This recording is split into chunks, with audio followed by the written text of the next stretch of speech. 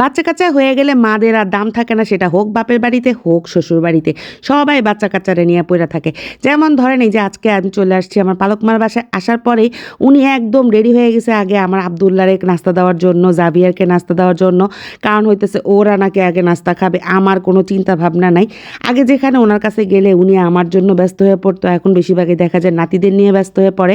তো নাতির জন্য এত স্পেশালভাবে বুফে তৈরি করতেছে, মনে হইতেছে যেন না বুফে না সরি প্ল্যাটার তৈরি করতেছে, ওই হইলো আর কি একটা। তো প্ল্যাটার তৈরি করতেছে একেবারে খিচুড়ি, গরুর মাংস, ডিম ভাজা, আরও যা যা আছে সব কিছু মিক্সড করে একদম মচৎকার একটা নাস্তা।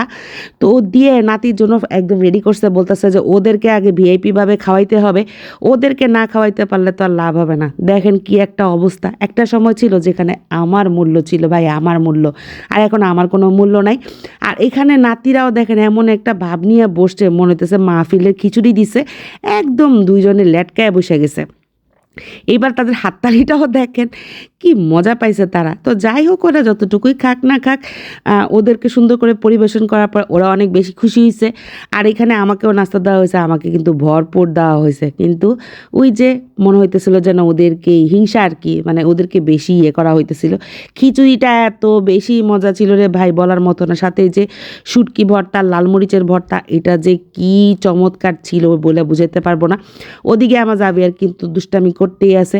তো খাওয়া দাওয়া করার পর আমরা চিন্তা করলাম নদীর পাড়ে একটু ঘুরতে যাব। নদীর পাড়ে এই যে আবদুল্লাহ অনেক মজা করতেছে তার দাদুর সাথে, তার দাদু হাত ধরে ধরে তাদেরকে নিয়ে ঘুরতেছে। আর ওই যে সিনেমার মতো আর কি, নদীর পাড় ধরে কীভাবে ঢং করতেছে দেখেন। আসলে অনেক সময় অনেক দিন যায়, সময় যায়, যেই সময়গুলা যেই স্মৃতিগুলো আসলে অনেক বেশি ভালো লাগে, এই স্মৃতিগুলো অনেক বেশি চমৎকার। এই ভিডিওটা কয়েকদিন ধরেই আমি চিন্তা করতেছি ছাড়বো, কিন্তু নিজের শারীরিক অবস্থা অসুস্থ থাকার কারণে কোনো ভিডিও আমি ঠিকমতো দিতে পারতেছি না। কিন্তু ইনশাল্লাহ এখন থেকে ধামাকাদার সব ভালো ভালো ভিডিও আসতে যাইতেছে, আর খুব মজাদার মজাদার ভ্লগ ভিডিও আমি ছাড়বো। আপনারা দেখেন আর না দেখেন, আমার ছাড়া দরকার, আমি ছেড়ে যাবো ইনশাল্লাহ। তো যাই হোক, নদীর পাড়ে ঘুরতে ঘুরতে দেখি কাঁকড়া, এখানে কিছু ভাই ছোটো ছোটো ছেলেরা ছিল, ছোটো না মোটামুটি বড় ছেলেরাই ছিল। তো ওরা এরকম কাঁকড়া ধরতেছিল, দুষ্টামি করতেছিল। তো আমরা চিন্তা করতেছি আমরাও কাঁকড়া ধরবো। ওদেরকে বসি ভাই একটু ধর, আমি ভিডিও করি। ওরা আসলে ছেলেগুলো খুব ভালো ছিল, ওরা আমাদেরকে ধরে দেখাইতেছিল, আবার তার মধ্যে ভয়ে কামড় দেয় কিনা কাঁকড়াগুলো ছেড়েও দিছে। এর মধ্যে আমরা অনেক দুষ্টামি করতেছি, কাঁকড়া ধরতেছি। মানে এরকম কাঁকড়া ধরতে ধরতে আমরা আবার প্ল্যান করতেছিলাম যে কাঁকড়া ধরা শেষ হইলে আমরা একটু নৌকায় উঠবো। নৌকায় আসলে প্ল্যান ছিল না, আমার ছেলে গড়ায় আর টড়ায় একেবারে নদীর পাড়ে কাত হয়ে চিত হয়ে পড়ে যেতেছিল যে তার নৌকায় উঠতেই হবে।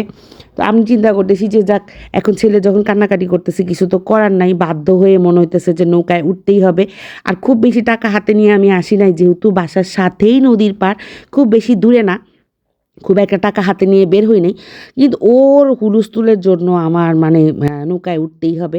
তো কাঁকড়া ধরার যে মিশনটা ওটা আগে কমপ্লিট করি, কমপ্লিট করার পরে হচ্ছে তারপরে চিন্তা ভাবনা করব।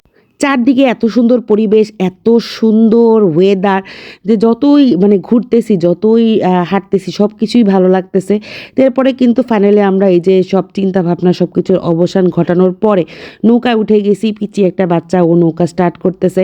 মানুষ আসলে জীবিকার তাগিদে মানুষ কত কিছু করে, এরকম ছোট বাচ্চা আমরা বাসায় কত রকম দিয়ে রাখি, যে বাচ্চা ব্যথা পাবে কিনা, বাচ্চা ঠিক মতো মানুষ হতে পারবে কিনা, ওকে কি খেতে পছন্দ করে, কিভাবে চলবে, কত সাবধানতার সাথে। কিন্তু এই ছোট বাচ্চা দেখেন একা একা এই পুরোটা নৌকা হ্যান্ডেল করতেছে। সে এটা মানে আমাদেরকে এভাবে ঘুরাইতেছে, আমাদেরকে খারাপই লাগতেছিল।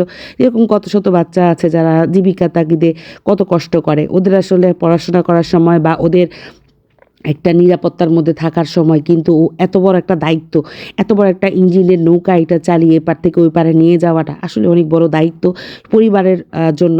আর অনেক বড় বড় মানুষও যারা অনেক সময় দেখা যায় পরিবারের দায়িত্ব বোঝে না, তো ঠেকায় পড়লে আসলে সব কিছুই হয়ে যায়। তো যাই হোক, নৌকার ওই পারে যাওয়ার পরে আমরা যে বাজার আছে ওই বাজারে গিয়েছি মূলত ঘুরতে, যেহেতু যে বললাম আমি কিন্তু টাকা নিয়ে বের হই নেই ওরকম, জাস্ট খুচরা খাচরা কিছু টাকা নিয়ে বের হয়েছিলাম। তো বাজারে যাওয়ার পর পুরো অবাক হয়ে হয়ে গিয়েছি। এত চমৎকার বাজার যে বলার মতো না।